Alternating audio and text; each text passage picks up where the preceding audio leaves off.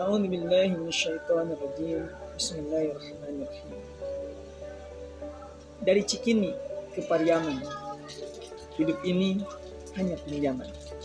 Assalamualaikum warahmatullahi wabarakatuh. Alhamdulillah, wassalatu wassalamu ala rasulillah wa ala alihi wa mawala, amma ba'd. Sahabat-sahabatku yang dirahmati Allah subhanahu wa ta'ala, alhamdulillah kita masih punya usia, masih dikasih pinjaman oleh Allah subhanahu wa ta'ala sampai hari ini, sampai detik ini. Karena sejatinya kata Syekh Abdul Qadir Al-Jilani, hidup kita ini adalah pinjaman. Pinjaman yang itu pasti harus dikembalikan. Gak mungkin akan kita tahan selalu, karena akan diambil oleh yang punya. Dan itulah kenapa ketika pinjaman itu diberikan, kita harus memanfaatkannya sebaik mungkin. Karena kita sebagai manusia gak mungkin meminjam sesuatu kepada orang lain jika itu tidak penting. Contoh misalkan, kita lagi mengerjakan skripsi. Kita butuh referensi buku tentang sebuah tema. Maka kita akan mencari buku tersebut, baik kepada teman, ke Gramedia, ataupun membeli secara online, karena kita butuh buku itu. Nah, kalau yang namanya pinjam, dia ada batas waktunya. Dan pada saat waktunya itu tiba, dia harus dikembalikan. Gak mungkin ditahan. Itu namanya pinjaman. Dan kehidupan juga seperti itu, teman-teman. Kehidupan ini ada batasnya. Allah berfirman dalam surat Al-An'am ayat ke-34, In likulli ummatin ajal. Setiap umat itu punya ajalnya. Fa idza jaa ajaluhum la yasta'khiruna sa'atan wa la yastaqdimun. Dan jika batas waktunya itu telah tiba, tidak mungkin diakhirkan maupun dimajukan barang sedikit. Jadi usia kita, teman-teman, gak mungkin keliru kapan meninggalnya. Seperti kemarin misalkan, lagi tur, ternyata kecelakaan. Itu yang udah ajalnya.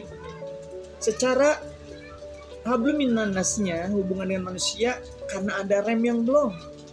Memang seperti itu. Tapi sejatinya itu adalah bagian daripada likulli ummatin ajal. Setiap umat itu ada ajalnya. Dan kita akan selalu mendekati di mana kita akan meninggal. Kita nggak mungkin bertahan di sini untuk tidak ikut berperang, atau kita tetap tenang di rumah agar tidak tabrakan di jalan. Tapi ajal kita nggak tahu seperti apa akhirnya. Makanya kita kalau lagi berdoa, mintanya apa? Adalah husnul khotimah. Minta sama Allah tuh akhir yang baik. Akhir yang baik itu ya seperti yang kita ketahui, lagi baca Quran, lagi sujud, lagi taat kepada Allah, itu akhir yang baik.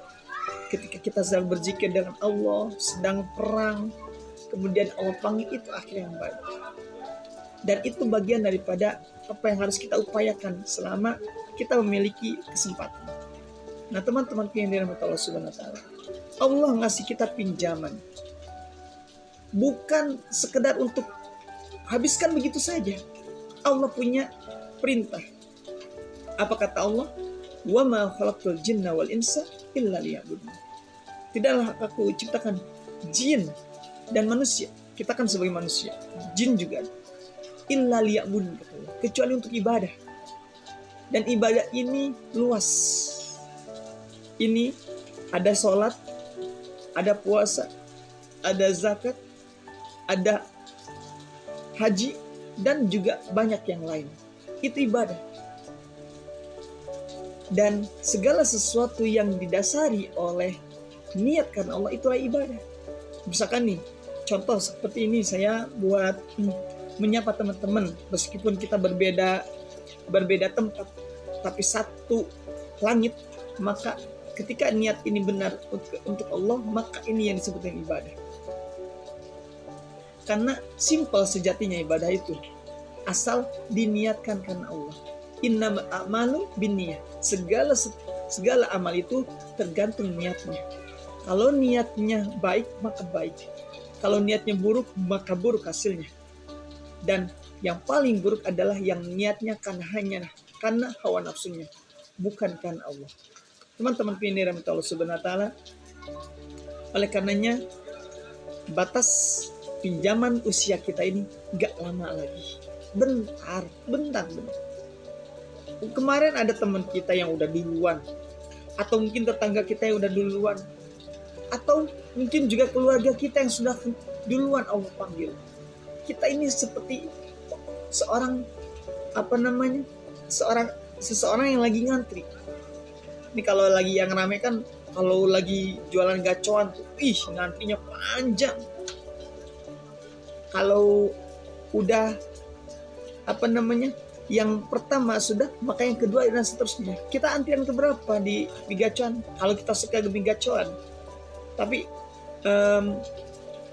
contoh misalkan isi bensin. Isi bensin tuh nggak selama mie gacoan. Kecuali kalau misalnya pom bensinnya satu-satunya satu provinsi, pasti ngantrinya panjang. Tuh lumayan itu ngantri.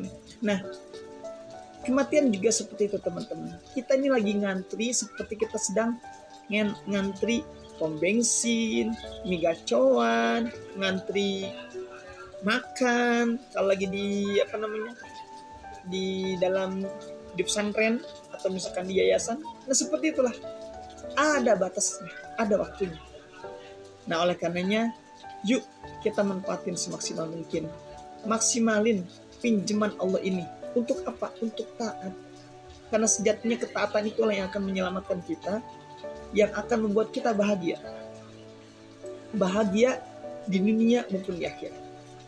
Sebuah pesan dari Dennis Lim yang beberapa hari yang lalu saya dengar, Masya Allah. Ini kalau para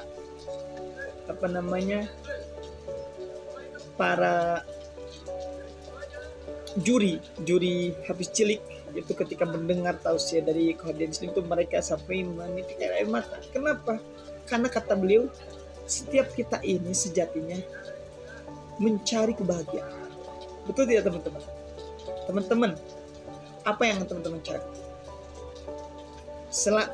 Yang kerja, yang